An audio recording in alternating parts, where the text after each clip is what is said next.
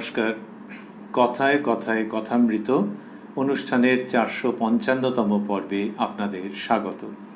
আপনারা এই অনুষ্ঠান দেখছেন প্রাণারাম বাংলা ইউটিউব চ্যানেলে, যেখানে সপ্তাহের প্রত্যেক দিন সম্প্রচারিত হয় এই কথায় কথায় কথামৃত অনুষ্ঠানটি। শুরুর সময় থাকে রাত্রি 9টা, আর কোষ্ঠীপাথর প্রাণারাম ইউটিউব চ্যানেলে প্রত্যেক সপ্তাহের শনিবার সম্প্রচারিত হয় শ্রী শ্রী মায়ের কথা। শুরুর সময় থাকে সন্ধে 6টা। এই অনুষ্ঠানে শ্রী শ্রী রামকৃষ্ণ কথামৃততে আমরা আজ প্রবেশ করব নতুন একটি দিনে এবং শুনব শ্রীরামকৃষ্ণের অমৃত কথা। প্রবেশ করব শ্রী শ্রী রামকৃষ্ণ কথামৃততে, যার সূচনায় কথামৃতকার শ্রীযুক্ত মহেন্দ্রনাথ গুপ্ত বা শ্রীম বা মাস্টার মহাশয় উদ্ধৃত করেছেন, তব কথামৃতং তপ্ত জীবনং কবিভিরীড়িতং কল্মষাপহং শ্রবণমঙ্গলং শ্রীমদাততং ভুবি গৃণন্তি ये ভূরিদা জনাঃ। শ্রীরামকৃষ্ণের প্রসঙ্গ যখন এসছে তখন আমরা দেখেছি কথামৃতকার বিগত কয়েকটি পর্বেই আমরা দেখেছি যে শ্রীরামকৃষ্ণের সম্বন্ধে বলেছেন যে তাঁর গলরোগের সূত্রপাত হয়েছে। সেটি বস্তুতপক্ষে এই 1885 প্রথম দিকেই। তো সেই গলার কষ্টটি রয়েছে, এটি শ্রীরামকৃষ্ণের দেহাবসানের কারণ হবে। সেই জন্যে ভক্তদের মনের মধ্যে ক্রমশ যেন দুঃখ রাশি পুঞ্জীভূত হচ্ছে। আবার শ্রীরামকৃষ্ণের দিক থেকে দেখা যাচ্ছে যে কি অপূর্ব শোকশূন্য, অমলিন, প্রসন্ন আধ্যাত্মিকতা। এই সব মিলিয়ে মিশিয়ে যে সময়, যে আবহ, তারই মধ্যে অবস্থান করছি আমরা। কথামৃতকার লিখছেন, ঠাকুরের অসুখ সংবাদ কলিকাতার ভক্তেরা জানিতে পারিলেন। আলজিভে অসুখ হইয়াছে সকলে বলিতেছেন। তখন তো ঠিকমতো ডায়াগনোজড হতো না এই অসুখ। আর বললেন যে কলিকাতার ভক্তেরা জানিতে পারিলেন, এই অগাস্ট মাসে জানিতে পারিলেন। আসলে অনেকে হয়তো বলবেন কি বলবেন না ভাবছিলেন যদি সেরে যায়, আর এমনি তখনকার দিনে খবর পৌঁছতেও বিলম্ব হতো। এই সব মিলিয়ে রবিবার 16ই অগস্ট 1885 খ্রিস্টাব্দ, মাস্টারমশাই লিখছেন, রবিবার 16ই অগস্ট 1885 খ্রিস্টাব্দ, পয়লা ভাদ্র 1292, শুক্লা ষষ্ঠী। অনেক ভক্ত তাহাকে দর্শন করিতে আসিয়াছেন। গিরিশ, রাম, নিত্যগোপাল, মহিমা চক্রবর্তী, কিশোরী বন্ধনীর মধ্যে দেওয়া গুপ্ত, পণ্ডিত শশধর তর্কচূড়ামণি প্রভৃতি। তো অনেক ভক্তেরা যে এসেছেন তার মধ্যে গিরিশ বাবুর নাম রইল, রামবাবু, শ্রীযুক্ত নিত্যগোপাল, মহিমা চক্রবর্তী, কিশোরী বন্ধনীর মধ্যে গুপ্ত, ইনি কথামৃতকার মাস্টারমহাশয়ের কনিষ্ঠ ভ্রাতা, পণ্ডিত শশধর তর্কচূড়ামণি প্রভৃতি। পণ্ডিত শশধর তর্কচূড়ামণিকে আমরা প্রথম কথামৃতের মধ্যে পাই 1884 জুন মাসে। শ্রীরামকৃষ্ণ কলকাতায় ভক্তের বাড়ি গিয়েছিলেন, ঈশান মুখোপাধ্যায়ের বাড়িতে। সেখানে শুনেছিলেন যে অদূরে পণ্ডিত শশধর তর্কচূড়ামণি অবস্থান করছেন। শ্রীরামকৃষ্ণ তাঁর বাড়িতে গিয়ে উপস্থিত হয়েছিলেন। তারপরে পণ্ডিত মশাই শ্রীরামকৃষ্ণের আধ্যাত্মিক ব্যক্তিত্বে আকৃষ্ট হয়ে একাধিকবার দক্ষিণেশ্বরেও আগমন করেছেন। আজকে তাঁরই কথা রয়েছে। এইসব লিখবার পর কারা কারা রয়েছেন মাস্টারমশাই লিখছেন, ঠাকুর পূর্বের ন্যায় আনন্দময়, ভক্তদের সঙ্গে কথা কহিতেছেন। পূর্বের ন্যায় আনন্দময়, তাহলে ভক্তদের মনের মধ্যে বিষাদ। আগে আমরা দেখেছি যে ঠাকুর দুই একবার ডাক্তার একে ওকে জিজ্ঞাসা করছেন যে এই রোগটা কি করে ভালো হবে, কিন্তু ওই পর্যন্ত। এটা বাচ্চা ছেলের মতো। বাচ্চা ছেলের অসুখ হলে বাড়ির লোকের উদ্বেগ দুশ্চিন্তা হয়, সে দেখো ঘুরে বেড়াচ্ছে ওরই মধ্যে হয়তো। তো শ্রীরামকৃষ্ণের হচ্ছে এই পূর্ণ বালক স্বভাব। আর এখানে মাস্টারমশাই লিখছেন যে ঠাকুর পূর্বের ন্যায় আনন্দময়, ভক্তদের সঙ্গে কথা কহিতেছেন। শ্রীরামকৃষ্ণ, রোগের কথা মাকে বলতে পারি না, বলতে লজ্জা হয়। গিরিশ, আমার নারায়ণ ভালো করবেন। গিরিশবাবুর একেবারে অন্য রকমের ভাব। শ্রীরামকৃষ্ণের এই অসুখ তিনি চাইছেন না, চাইছেন না, চাইছেন না। এখানে বললেন আমার নারায়ণ ভালো করবেন। এইরকম ভাবে গিরিশবাবু আগে কথা বলতেন নাকি এমনিতে মানুষের সঙ্গে?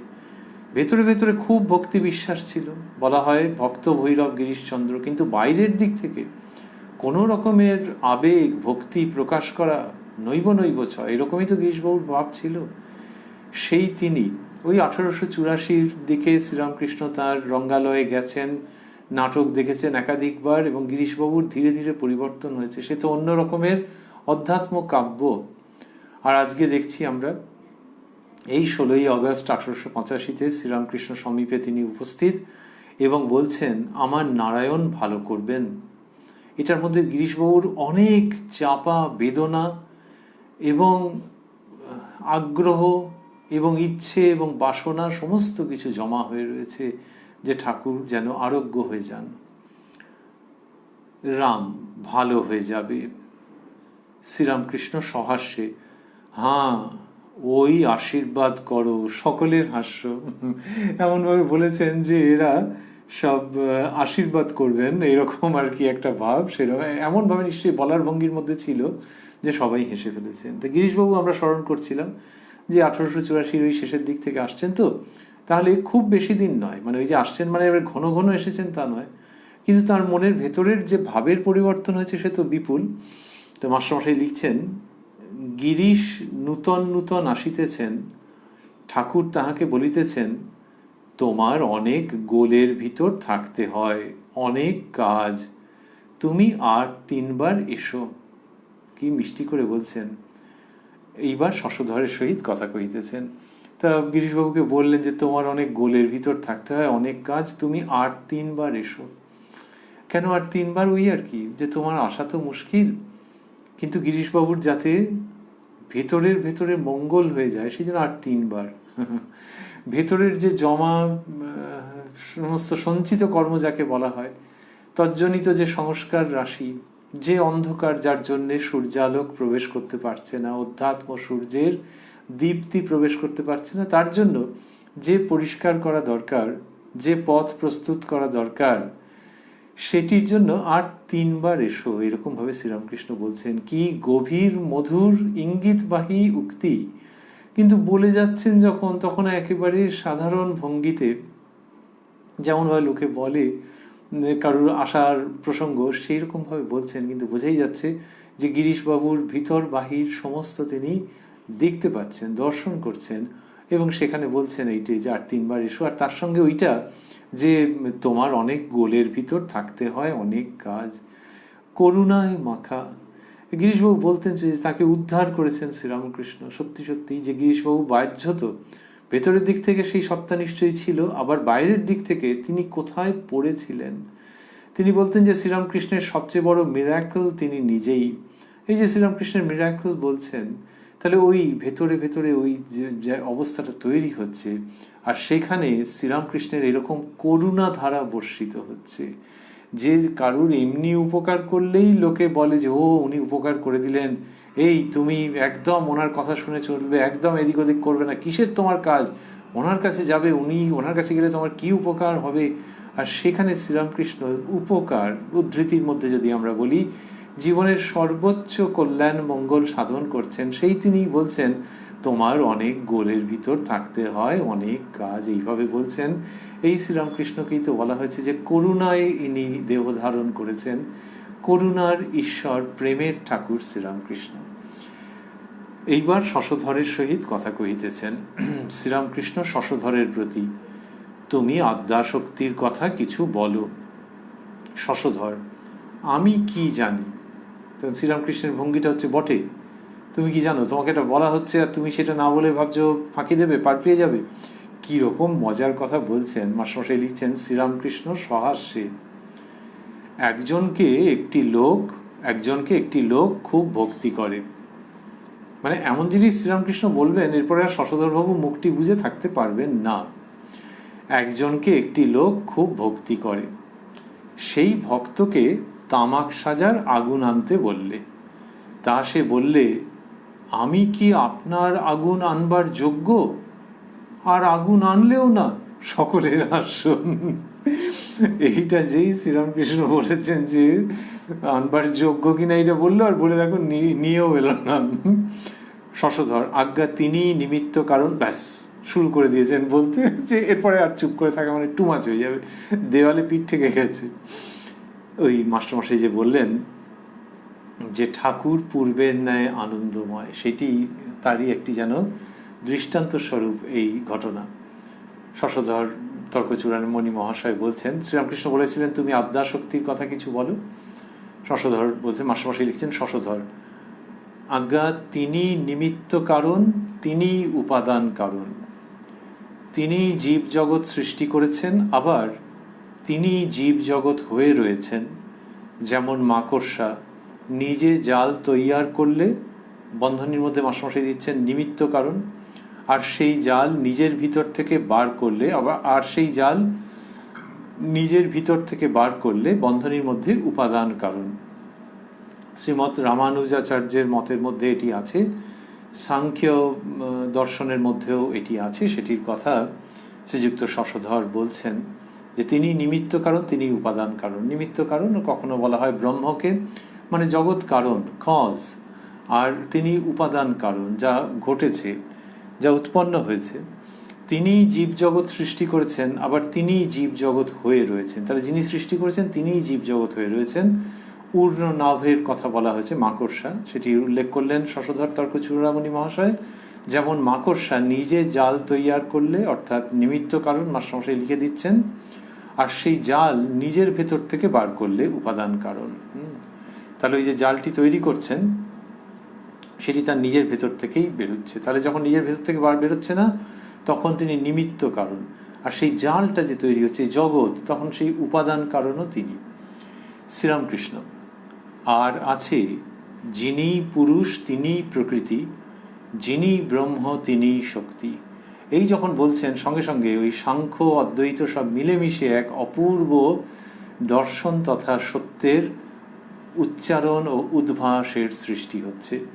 আর আছে যিনি পুরুষ তিনি প্রকৃতি, যিনি ব্রহ্ম তিনি শক্তি।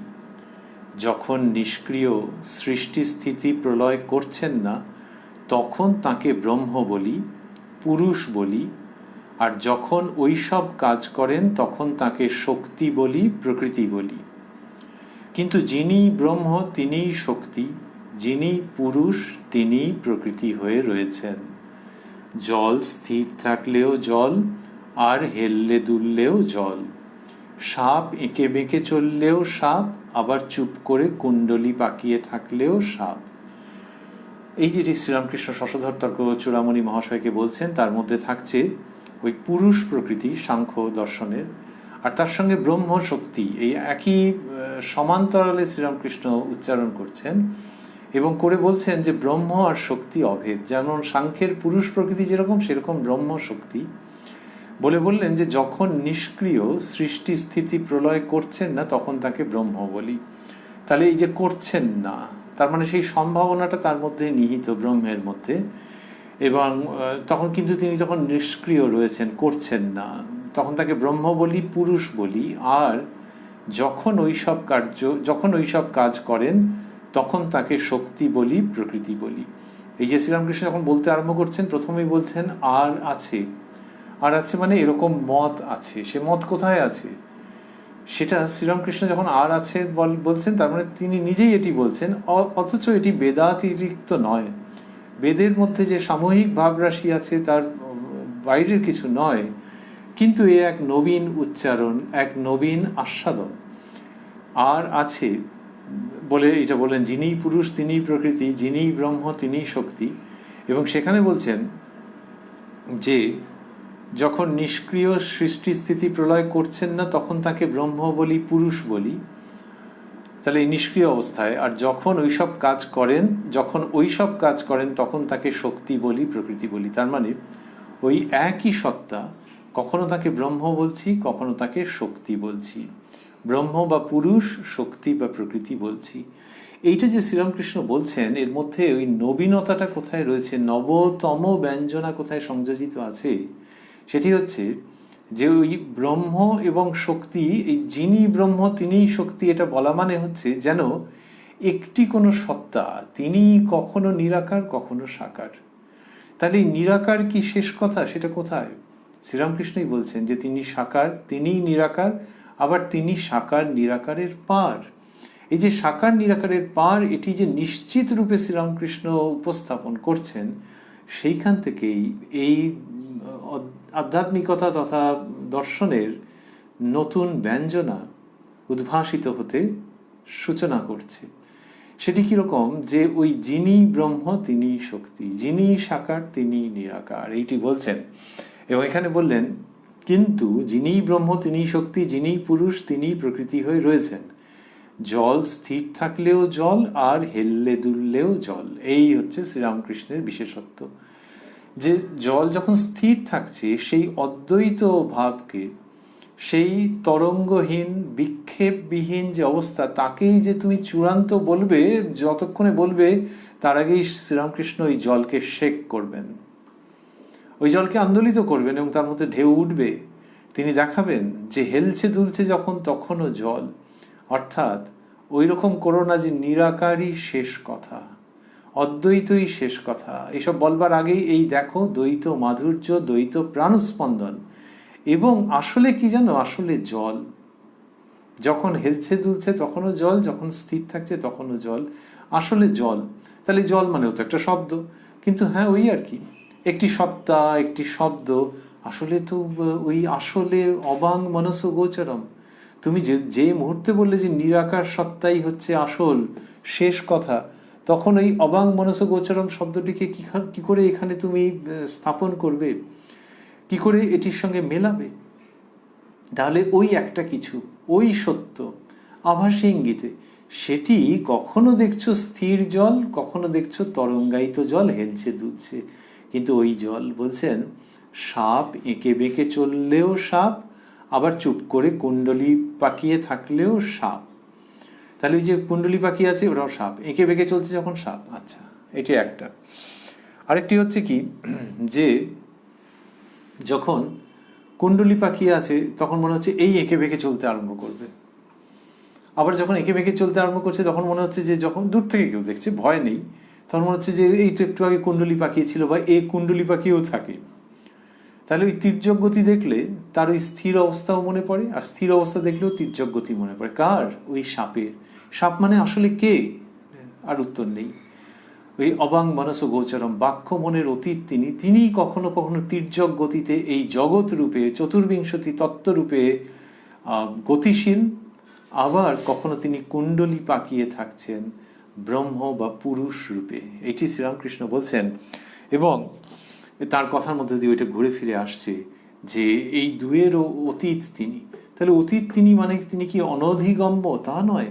চলো না এই সমস্ত আনন্দের কথা, এই সমস্ত গল্পের কথা, এই সমস্ত প্রাণের কথা, এই সমস্ত সত্যাভাসকে অবলম্বন করে অগ্রগতি হতে থাকুক ধর্মপথে, অধ্যাত্ম পথে। সেইটা শ্রীরামকৃষ্ণ যখন বলছেন তখন শশধর পণ্ডিত মশাই যা বলেছিলেন, বোঝা যাচ্ছে যে সেটিকে ছাপিয়ে অনেক বেশি ব্যঞ্জনা নিয়ে ওটি উপস্থিত হচ্ছে। শশধর তর্কচূড়ামণি মহাশয়টা তো সঠিক বটেই, এক বা একাধিক তাত্ত্বিক আভাস তার মধ্যে রয়েছে, স্পর্শ উপস্থিতি রয়েছে। আর শ্রীরামকৃষ্ণ যা বলছেন তার মধ্যে সামূহিক সত্যের এক অভূতপূর্ব উচ্চারণ। যা বললেন শ্রীরামকৃষ্ণ তারপরে বলছেন, ব্রহ্ম কি তা মুখে বলা যায় না, মুখ বন্ধ হয়ে যায়। এই যে ব্রহ্ম কি যে বলছেন, তাহলে তো হলো যে ব্রহ্ম মানে সেই অদ্বৈত চৈতন্যের কথাই বলছেন, তা ঠিক নয়। শ্রীরামকৃষ্ণ যখন বলেন যে তিনি সাকার নিরাকারের পার, তাকেই আবার ব্রহ্ম বলছেন। আসলে এগুলো তো কতগুলি নাম, টার্মিনোলজি। এই যে ব্রহ্ম যাকে বলা হচ্ছে সেই চূড়ান্ত সত্য, সেই অর্থে শ্রীরামকৃষ্ণ বলছেন ব্রহ্ম কি তা মুখে বলা যায় না। তুমি যদি বলো তিনি নিরাকার, তাহলে তো হয়ে গেল মুখে বলা। তা ব্রহ্ম কি তা মুখে বলা যায় না, মুখ বন্ধ হয়ে যায়, এরকম শ্রীরামকৃষ্ণ বলছেন। সেই অবসরে আমরা একটুখানি থামবো।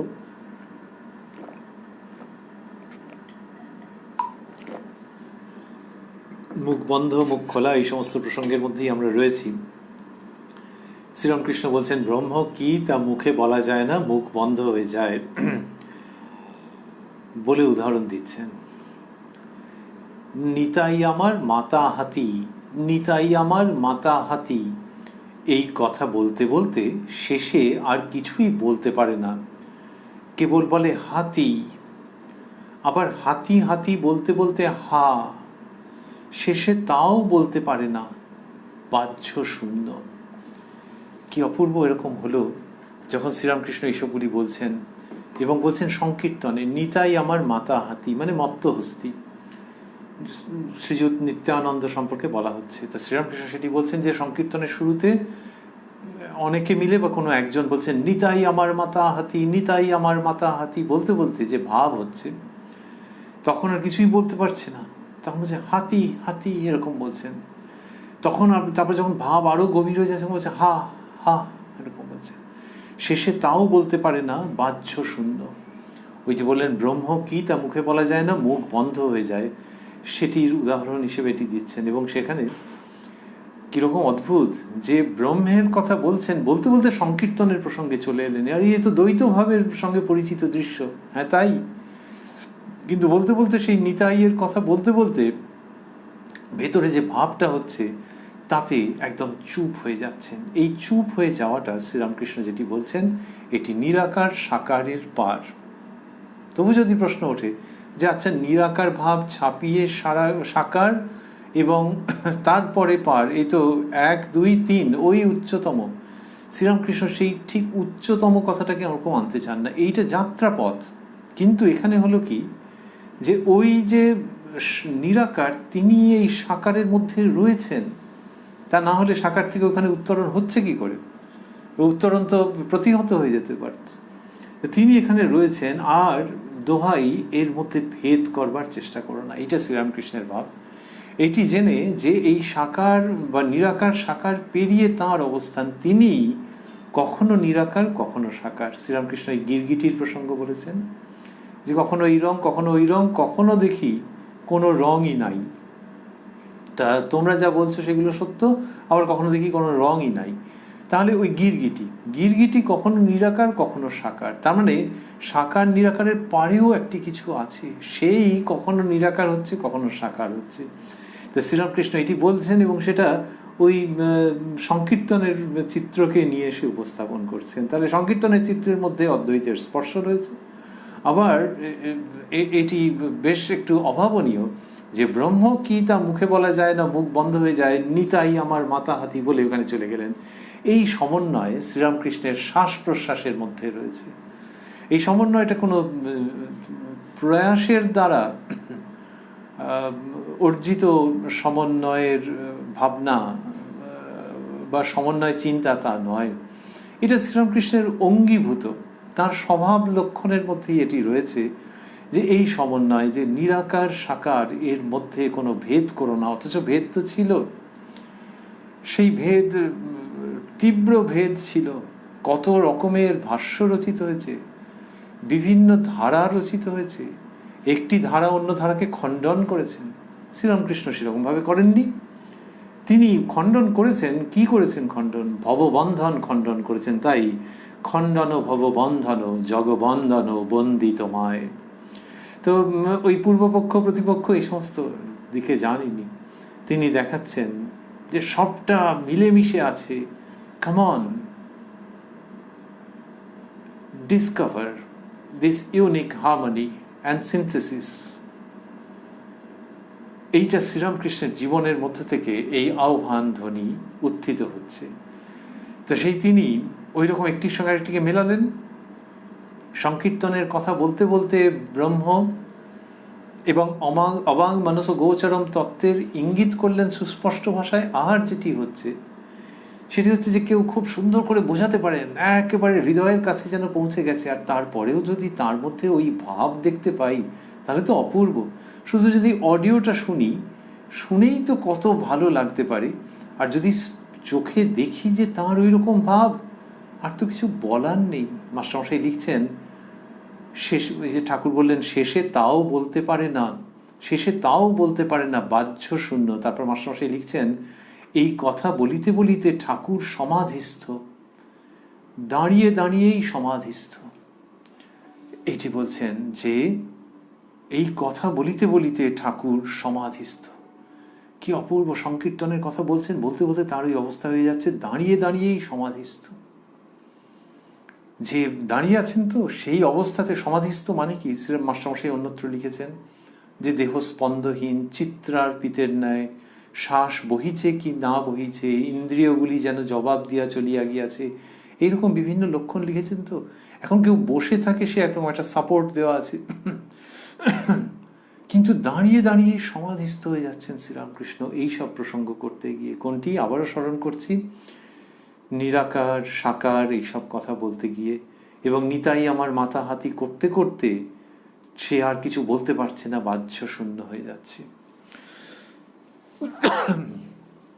ওই যে নিরাকার সাকার, নিরাকার বলা হয়েছে তাকে অক্ষর পুরুষ, অক্ষর ক্ষর, অক্ষর মানে যার কোনো ক্ষয় নেই, তাহলে দ্বৈত থেকে অদ্বৈত, ক্ষর অক্ষর এরকম ভাবে বলা হয়েছে। শাস্ত্রে বর্ণিত হয়েছে। শ্রীরামকৃষ্ণ এই যে সমাধিস্থ হয়ে গেলেন, তারপরে মাস্টারমশাই লিখছেন, সমাধি ভঙ্গের পর কিয়ৎকাল পরে বলিতেছেন, ক্ষর অক্ষরের পারে কি আছে মুখে বলা যায় না। তাহলে সংস্কৃত ক্ষর অক্ষর, শ্রীরামকৃষ্ণ সেইভাবে উচ্চারণ করে থাকতে পারেন, ক্ষর অক্ষরও বলে থাকতে পারেন, কিন্তু যা বলছেন সে কি অপূর্ব, কি গভীর, কি সনাতন এবং নবীন। বলছেন ক্ষর অক্ষরের পারে কি আছে মুখে বলা যায় না। এই যে ওই একই প্রসঙ্গ যার আনন্দের মধ্যে আমরা অবস্থান করবার প্রয়াস করছি, যে এই ক্ষর অক্ষর দ্বৈত অদ্বৈত জগতের পারে কি আছে। প্রথমত হচ্ছে পারে কিছু আছে, দ্বিতীয়ত হচ্ছে তাঁরই প্রকাশ ক্ষর অক্ষর রূপে, তৃতীয়ত হচ্ছে যে কি যে আছেন, কি যে আছেন সেটা মুখে বলা যায় না। এইটি শ্রীরামকৃষ্ণ বলছেন। আমরা রয়েছি 16ই আগস্ট 1885 প্রসঙ্গে, আর দেখছি যে কি অপূর্ব দৃশ্য সংগঠিত হয়ে চলেছে। এবং সেখানে শশধর তর্কচূড়ামণি মহাশয়ের সঙ্গে প্রসঙ্গক্রমে এই জায়গাটি কত দ্রুত চলে আসছে, অচিরেই চলে আসছে। মাস্টারমশাই লিখছেন, সকলে চুপ করিয়া আছেন, ঠাকুর আবার বলিতেছেন, যতক্ষণ কিছু ভোগ বাকি থাকে কি কর্ম বাকি থাকে ততক্ষণ সমাধি হয় না। শশধর তর্কচূড়ামণি মহাশয়কে বিশেষ করে, এর আগেও শ্রীরামকৃষ্ণ বলেছেন, এই দিনও বললেন। শশধর তর্কচূড়ামণি তিনি বক্তৃতা দেন, মানুষের মাঝখানে ভাষণ দেন, দর্শনের কথা, আধ্যাত্মিকতার কথা। ঠাকুর দেখাচ্ছেন যে এই জগৎ, এই উপলব্ধির জগৎ, আনন্দের জগৎ, সেটিকে মুখে প্রকাশ না করতে পেরে ভেতরে ভেতরে ভরপুর হয়ে যাওয়ার জগৎ। আর সেটি যখন হবে পূর্ণরূপে, তখন শশধর তর্কচূড়ামণি মহাশয়কে আগেও বলেছেন, এখানেও সেই ইঙ্গিত করছেন যে তখন আর ওই লোকের মাঝখানে বলা সেই সব তোমার ইচ্ছে করবে না। ইঙ্গিত হচ্ছে যে লোকের মাঝখানে বলা, সেইটার মধ্যে দিয়ে একটু লোকমান্য হওয়ার ইচ্ছে থাকতে পারে তো, বা থেকেও যায়। সেই সমস্তগুলো থেকে বেরিয়ে আসতে হবে, ওর থেকে উত্তীর্ণ হতে হবে। এইখানে সেইটারই একটা দৃষ্টান্ত দিলেন, যে সেই আদ্যাশক্তির কথা বলতে গিয়ে শশধর তর্কচূড়ামণি যা বললেন, সেটিকে কোন উচ্চতায় শ্রীরামকৃষ্ণ তার অগ্রগতি ঘটিয়ে দিলেন, সেই অমৃত প্রসঙ্গ তিনি উচ্চারণ করলেন। আর এখানে বলছেন, যতক্ষণ কিছু ভোগ আছে, যতক্ষণ কিছু ভোগ বাকি থাকে কি কর্ম বাকি থাকে ততক্ষণ সমাধি হয় না, অর্থাৎ সেই উচ্চতম জায়গায় পৌঁছানো সম্ভব হয় না। আর এই যে শ্রীরামকৃষ্ণকে মানুষজন দর্শন করলেন, যে ঠাকুর সমাধিস্থ হয়ে গেলেন, এই সবগুলি হচ্ছে জীবন্ত দৃষ্টান্ত। কিন্তু ঠাকুর বলছেন না যে আমার এই অবস্থা, এটা দেখে শেখো, কিন্তু স্বাভাবিকভাবে সমাধিস্থ হয়ে যাচ্ছেন। তো স্তবে বলা হয়েছে ধৃত সহজ সমাধিং, সহজভাবে সমাধিস্থ হয়ে যাচ্ছেন। এবং সমাধিস্থ হওয়ার পরে যে কথাগুলো বলছেন, এই দিন এবং অন্য দিন মানুষজনের মনে হয়েছে যে আহা, সেই কথাগুলোর মধ্যে দিয়েও কি অপূর্ব সৌরভ যেন সংযোজিত হয়ে যাচ্ছে। ওর কথা মানেই মিষ্ট, আর সমাধির পর শুনে মনে হচ্ছে হ্যাঁ, আরেকটা কোনো জগৎ থেকে যেন কিছু আরো আহরণ করে নিয়ে এসেছেন, সেই জগতের মিষ্টি ভাব সেই জগতের পবিত্র শুদ্ধ ভাব, সেই জগতের দিব্য সৌরভ যেন ওর বাণীর সঙ্গে সম্পৃক্ত হয়ে নিঃসৃত হচ্ছে। তো এই জন্য শ্রীরামকৃষ্ণের যে সমাধি, সেটি একটা জীবন্ত দৃষ্টান্ত। তো একে বললেন শশধর তর্কচূড়ামণি মহাশয়কে, যতক্ষণ কিছু ভোগ বাকি থাকে, কি কর্ম বাকি থাকে, ততক্ষণ সমাধি হয় না বলে বলছেন। আর এইখানটিতে মাস্টারমশাই পাদটিকায় শ্রীমদ্ ভগবদ্ গীতার 2য় অধ্যায়ের 44 সংখ্যক শ্লোকের কথা বলেছেন, যেখানে সমাধৌ শব্দটি রয়েছে, সেটি উল্লেখ করেছেন। এবার ওই যে এটি উল্লেখ করলেন, ওই যে যতক্ষণ কিছু ভোগ বাকি থাকে, কি কর্ম বাকি থাকে, ততক্ষণ সমাধি হয় না। শ্রীমদ্ ভগবদ্ গীতায় 42 থেকে 44 সংখ্যক শ্লোকে ওই প্রসঙ্গ আছে। তো যে মন সেই অব্যবসায়িকা বুদ্ধিতে নিবিষ্ট হয় না ইত্যাদি, তো সেটির কথা মাস্টারমশাই শুধু পাদটিকায় 44 সংখ্যক শ্লোকটিকে উদ্ধৃত করেছেন। ঠাকুর বলে চলছেন শশধরের প্রতি, মাস্টারমশাই লিখছেন, শশধরের প্রতি এখন ঈশ্বর তোমায় কর্ম করাচ্ছেন, লেকচার দেওয়া ইত্যাদি। এখন তোমায় ওইসব করতে হবে। কর্মটুকু শেষ হয়ে গেলে আর ফেরে না। কর্মটুকু শেষ হয়ে গেলে আর না, বলছেন কর্মটুকু শেষ হয়ে গেলে আর না। গৃহিণী বাড়ির কাজকর্ম সব সেরে নাইতে গেলে ডাকাডাকি করলেও আর ফেরে না। কি অপূর্ব ইঙ্গিত! বললেন যে ওই এখন তোমায় ওইসব কর্ম করতে হবে, কিন্তু এই কর্মের শেষ আছে। সেটি ইঙ্গিত করছেন যে এই কর্মটাই যে জীবনের উদ্দেশ্য। এই যে লেকচার দিচ্ছ, ভাষণ দিচ্ছ, এটাই জীবনের উদ্দেশ্য, এটা নয়। কর্মের শেষ আছে গো, এবং সেই শেষটার প্রতীক্ষায় থাকতে হয়। সেটার মানে জীবন শেষ নয়, জীবনের শেষের সঙ্গে তার কোনো সম্পর্ক নেই, কিন্তু কর্মের অবসান। ওই যে মানুষের জন্য কিছু করার সেই ভাবটা যতক্ষণ আছে, যতক্ষণ তিনি দিয়ে রেখেছেন ততক্ষণ, কিন্তু তারপরেও আছে জানবে। এবং বলছেন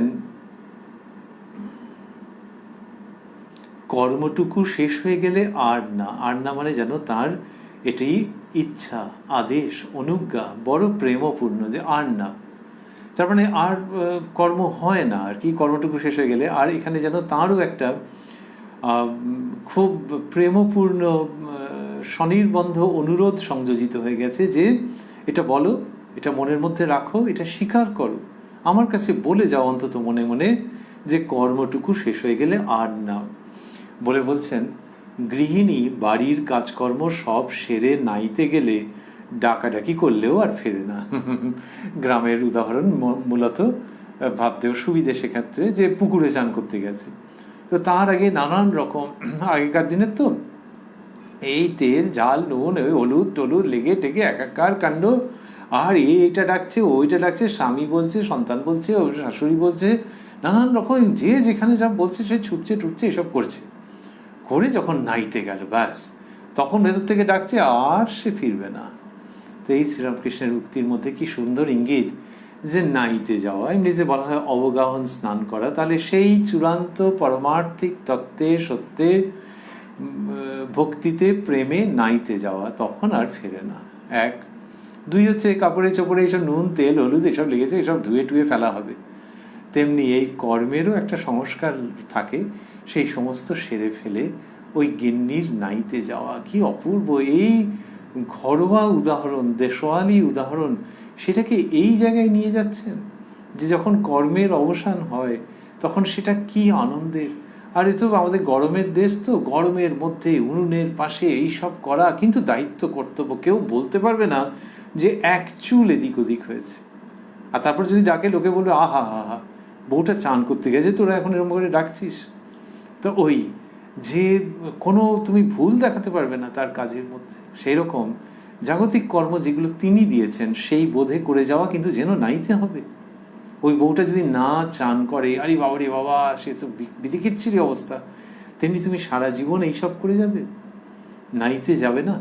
শ্রীরামকৃষ্ণ সেই আহ্বান জানাচ্ছেন শশধর তর্কচূড়ামণি মহাশয়কে উপলক্ষ করে, যেন ভবিষ্যতের অগণিত মানবতাকে।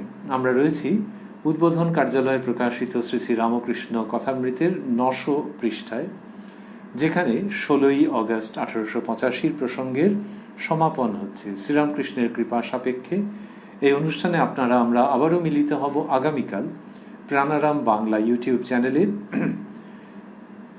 যেখানে সপ্তাহের প্রত্যেক দিন সম্প্রচারিত হয় এই কথায় কথায় কথামৃত অনুষ্ঠানটি। শুরুর সময় থাকে রাত্রি 9টা। আর কোষ্ঠীপাথর প্রাণারাম ইউটিউব চ্যানেলে প্রত্যেক সপ্তাহের শনিবার সম্প্রচারিত হয় শ্রী শ্রী মায়ের কথা। শুরুর সময় থাকে সন্ধে 6টা। আজকে আমরা শুনছিলাম শ্রীরামকৃষ্ণের ওই অমৃতময় প্রসঙ্গ, যেখানে মাস্টারমশাই প্রথমেই লিখেছেন যে ঠাকুরের গলার অসুখের সূত্রপাত হওয়া সত্ত্বেও তিনি পূর্বের ন্যায় আনন্দময় ভক্তদের সঙ্গে কথা কহিতেছেন এবং বলেছেন যে রোগের কথা মাকে বলতে পারি না, যখন ভক্তেরা এরকমভাবে চেয়েছেন যে ঠাকুরের এটা যেন সেরে যায়। আর গিরিশবাবু বলেছেন আমার নারায়ণ ভালো করবেন, রামবাবু বলেছেন ভালো হয়ে যাবে, এইসব কথা বলেছেন। আর তারপরে আমরা দেখছি গিরিশবাবুকে ঠাকুর সস্নেহে বলেছেন যে তুমি আর 3 বার এসো। তারপর শশধর তর্কচূড়ামণি মহাশয়ের সঙ্গে কথা হয়েছে, তিনি শ্রীরামকৃষ্ণের অনুরোধে আদেশে আদ্যাশক্তির কথা বলেছেন এবং তারপর ঠাকুর শ্রীরামকৃষ্ণ পুরুষ প্রকৃতি ব্রহ্ম এবং শক্তির অভেদত্বের প্রসঙ্গ অসামান্যভাবে উপস্থাপন করেছেন। ব্রহ্ম কি মুখে বলা যায় না, এটি বলতে বলতে নিতাই আমার মাথা হাতি এই সমস্ত প্রসঙ্গ উদাহরণস্বরূপ এনে বাহ্যশূন্য অবস্থা হয়ে যাওয়া সেই সংকীর্তনের মধ্যে থেকে সেটির কথা বলতে বলতে তিনি স্বয়ং সমাধিস্থ হয়ে গেছেন এবং দাঁড়িয়ে দাঁড়িয়ে সমাধিস্থ হয়েছেন। সমাধিস্থ হওয়ার পর বলেছেন খর অক্ষরের পরে কি আছে মুখে বলা যায় না। আর তারপরে শশধর তর্কচূড়ামণি মহাশয়কে বলেছেন যে যতক্ষণ কিছু ভোগ বাকি থাকে কি কর্ম বাকি থাকে ততক্ষণ সমাধি হয় না।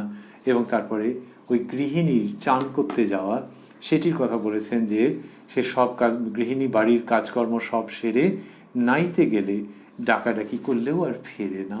এই অমৃত প্রসঙ্গের এইখানেই আমরা সমাপন করছি। এইটি ভাবতে ভাবতে যে ওই যে বাক্যাংশটি মাস্টারমশাই লিখলেন যে ঠাকুর পূর্বের ন্যায় আনন্দময় ভক্তদের সঙ্গে কথা কহিতেছেন, তো তার সত্যি শরীর খারাপ হয়েছে এবং আর 1 বৎসরের মধ্যেই তার দেহাবসান।